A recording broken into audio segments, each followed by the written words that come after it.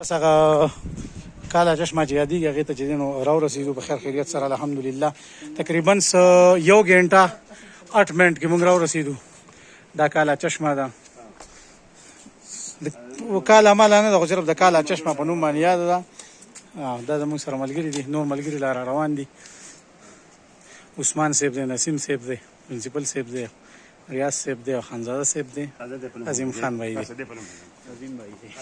دا بس دغه کاله چشمه ده. دا بالکل د هغې ته موږ راورسېدو، خو لکه کاله نه ده. ګورې په کاله یاد درته ویډیو کې کاله راځي سره تکې سپینې اوبه دي، ویښته پکې مایان ښکاري. بس په کاله چشمه صرف مشهوره شوې ده، نور کاله نه ده.